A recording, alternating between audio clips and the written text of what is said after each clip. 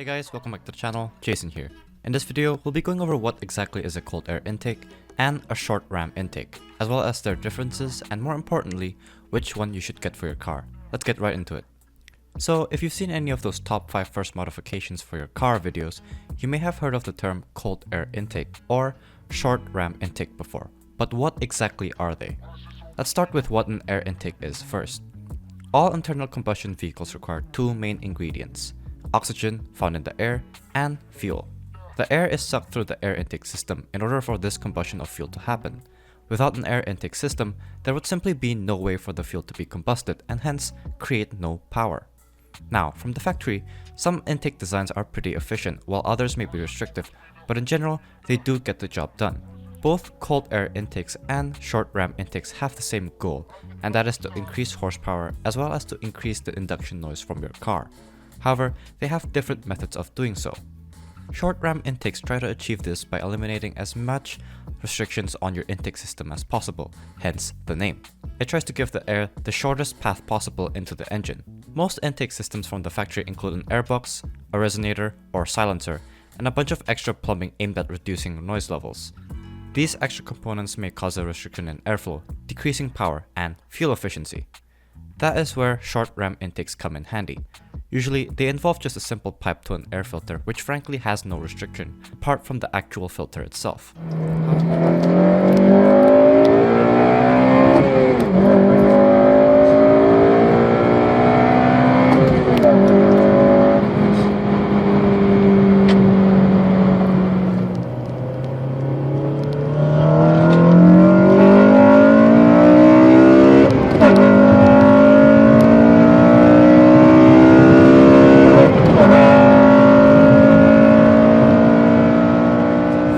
However, there is one major flaw with short ram intakes, and that is the fact that it is sucking hot air from the engine bay, assuming that it doesn't have a heat shield or any sort of ducting that gives it access to fresh, cold air from outside of the engine bay.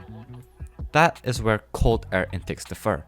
As the name states, cold air intakes tend to have a lot longer piping than short ram intakes do, and that is to keep the air filter away from the engine bay's heat, essentially trying to give it access to the freshest, coldest source of air possible, hence the name.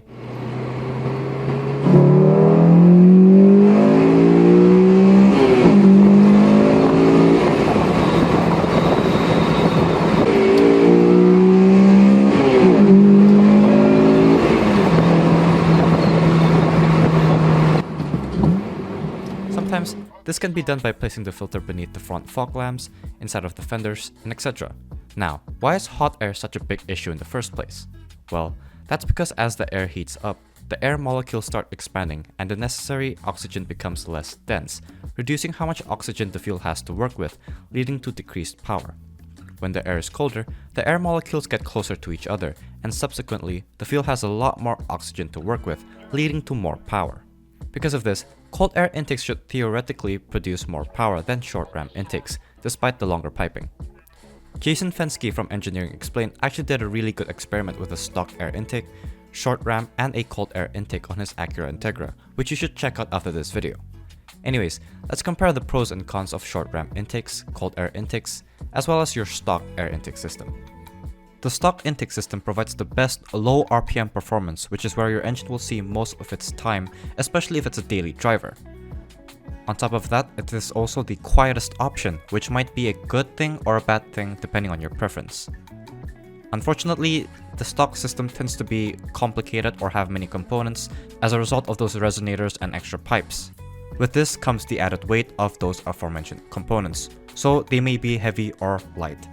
However, since it is the stock system, it is presumed that you have the stock intake system without having to pay for it unless if you're trying to revert your car back to stock.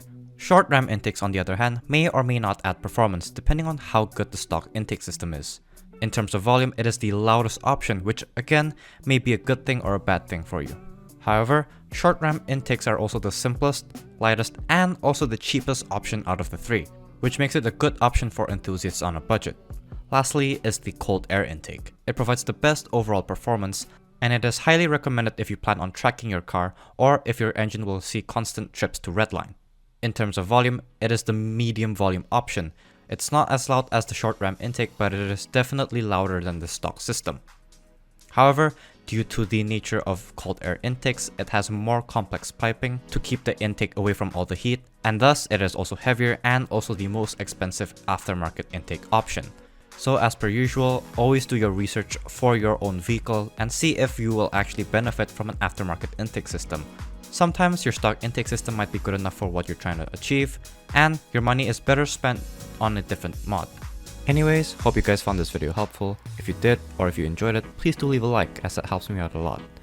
If you have any video suggestions, please do leave a comment down below, and don't forget to subscribe to keep up to date with newer content.